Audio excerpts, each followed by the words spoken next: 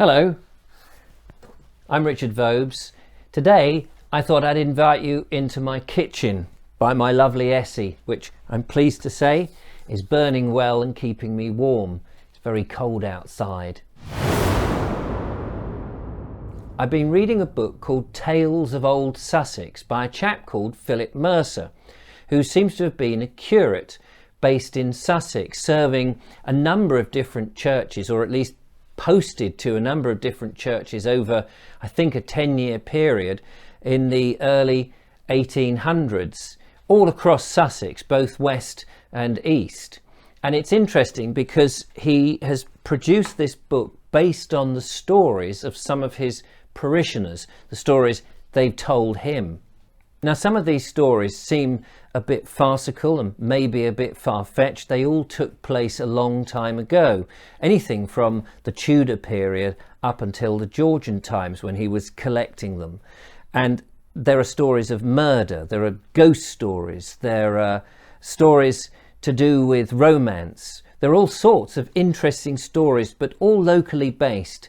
And I've actually made a couple of them already, related the stories and tried to go to the locations where they took place. Now, they're not all obvious. Some of them are more vague than others, and some of them are a little more accurate, or at least you can pinpoint where they took place, and that's fascinating. And in these rather cold, wintry days when it's difficult to get out and go to them, I thought it would be great to do some of the stories from my kitchen or from my front room by my other fire and bring them to you that way.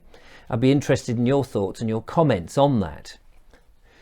Now, it seems as if all of these stories and the reason he started to collect them came about after a particularly weird experience that he had himself.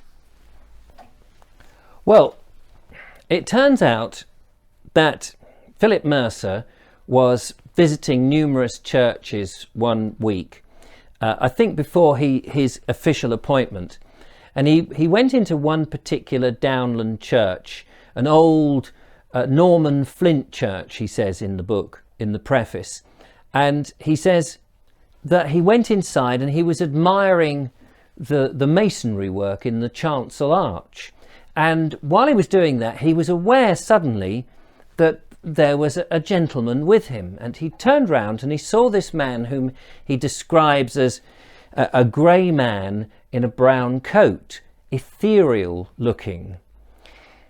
That should have been a clue, really, because anyway, he turns round and he says, oh, good afternoon.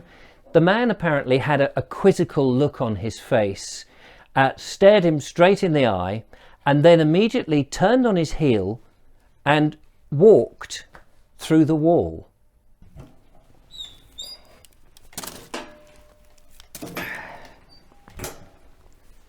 Well, you can imagine the shock that must have had. Well, he apparently stood there looking into empty space where this gentleman was for some time, unsure that he had witnessed what he had witnessed. And then he thought, oh, maybe there's a door flush with the wall that he couldn't see from the chancel arch. So he went up to the wall to have a look and inspect it. But there was no wall. It was just this white plaster, this old flaky white plaster that had been there for many, many years and was in bad repair. And he said there was nothing there. There was nowhere for him to go. And so he then started to doubt what he had seen. Maybe the man had turned to the right, got confused and actually gone the other way. The other comment he said was the gentleman, when he first saw him, had this rather curious, puzzled expression on his face when he hailed him good afternoon. Anyway, he didn't really give it that much thought afterwards, thinking that he must have been misunderstood. He'd looked down the pews to see if the gentleman had been sitting there or had in fact been a tramp and had laid down on the pews, but no, nothing like that. He went outside and took a stroll around the church, and then when he got to the north side, he was slightly taken aback, because there, recessed almost opposite where the gentleman had been standing, was the lintel of an original north door, but clearly it was filled in and had been walled up ever since, and obviously on the inside it had been plastered.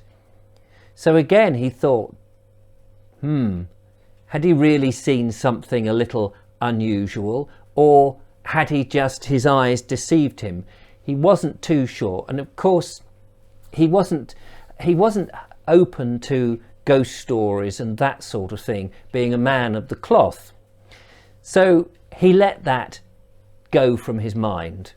A few weeks later, he was attending to his parishioners one day, and after the event he got into a conversation with a chap who was telling him about some strange occurrences that happened in the village. And then a lady came up and joined the conversation, adding the fact that there was allegedly this monk who was a grey figure in a brown outfit, in a brown habit, and that he had this quizzical expression on his face and he was desperately looking for something. She related the story that was very similar to what the curate had, Phillip Mercer, had experienced. And he thought, but this is very strange. It can't, I wonder if it's the same person. Well, over several weeks, this story kept cropping up about this monk who was looking for something, that would walk through walls or bushes or be at crossroads, not knowing which way to turn. And Phillip Mercer says in his book that he got the idea that this had to be the same bloke, and that perhaps he was looking for a religious house or a monastery or an abbey. Now that's interesting from my point of view, because obviously there's not that many monasteries and abbeys in Sussex, but there are a few, and it may pinpoint more or less where he was, where this church was, which would be interesting to find. So if anybody's got any suggestions, then do let me know, because he doesn't say, and that's what's quite intriguing about it. Anyway, as a result of all of this, he wonders whether, you know, this was the case, and no more really gets spoken about this monk, and he doesn't talk anymore about ever seeing anything like this ever again.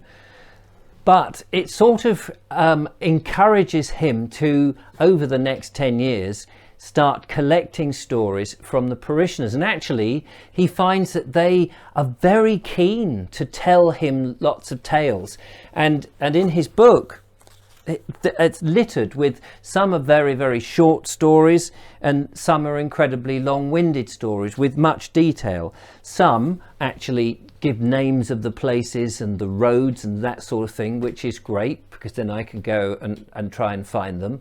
And others are a lot more vague, and the stories relate to the mists of time, and some of them are just so far-fetched and fanciful you just think that can't possibly be true.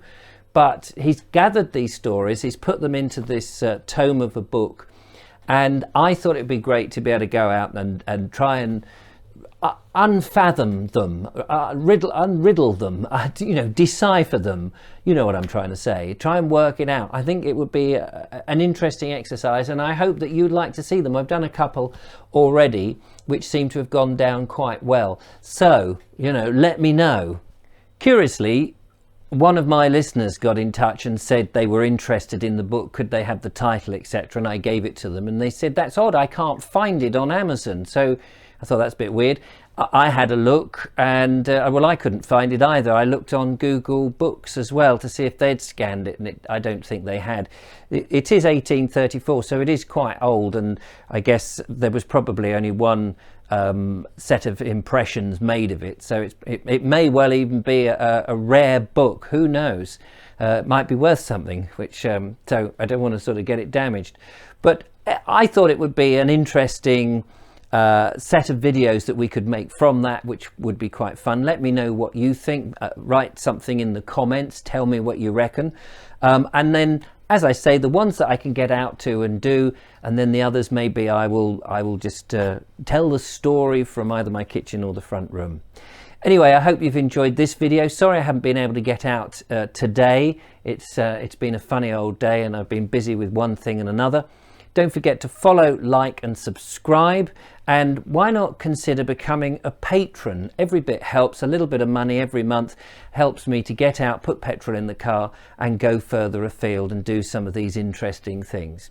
Thank you so much for watching. I will see you on the next one, hopefully back in the great outdoors. Until then, thanks ever so much for watching. Better bung another log on the fire.